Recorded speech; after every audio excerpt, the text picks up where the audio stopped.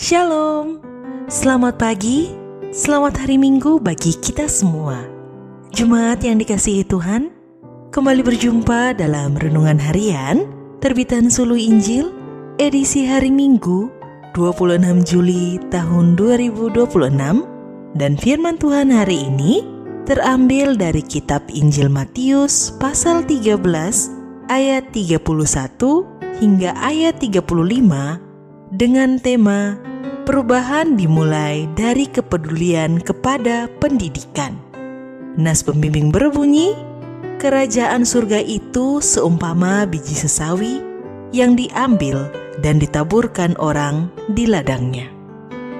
Salah satu sekolah terbaik di dunia, Harvard College, ketika didirikan pada tanggal 26 September 1642, menerapkan peraturan dan prinsip, setiap siswa diberi pengajaran yang jelas dan didesak dengan sungguh-sungguh untuk mempertimbangkan dengan baik bahwa tujuan utama hidup dan studinya adalah untuk mengenal Allah dan Yesus Kristus yang memberi hidup kekal.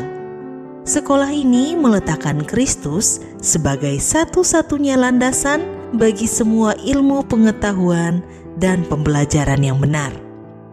Tanda kerajaan surga di bumi.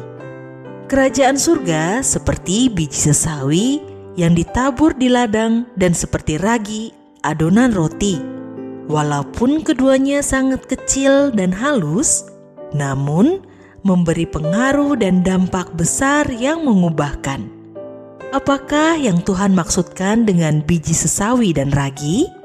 Seluruh pasal 13 ini berisi perumpamaan dan dibuka dengan perumpamaan tentang penabur.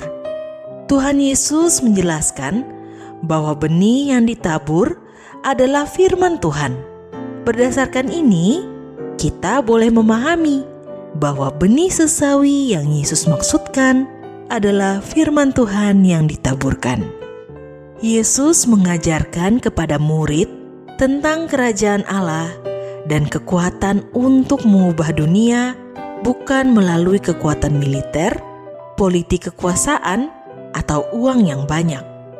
Dengan firman yang ditaburkan, walaupun kecil, firman itu akan bertumbuh dan memiliki kuasa untuk mengubahkan. Kerajaan Allah dimulai dari hal kecil yang tampaknya tidak berpengaruh, tidak berharga, namun kelak akan dihargai dan menjadi naungan yang aman.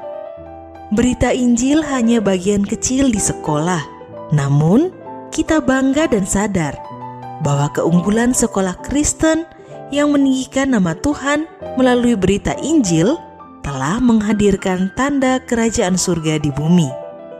Yesus Kristus adalah guru utama kita. Ia berkenan memilih dan bekerja melalui manusia untuk mendidik umatnya. Allah memilih Musa untuk mendidik umat Israel. Ia memilih orang Lewi untuk mengajar jalan Tuhan. Kristus memilih para rasul untuk mengajar dan memuridkan semua bangsa.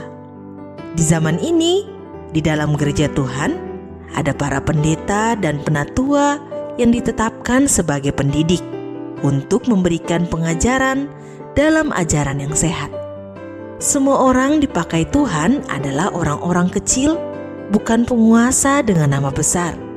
Mereka hanyalah orang biasa, tetapi Tuhan berkenan memakai mereka untuk pekerjaannya yang membawa dampak baik bagi sesama.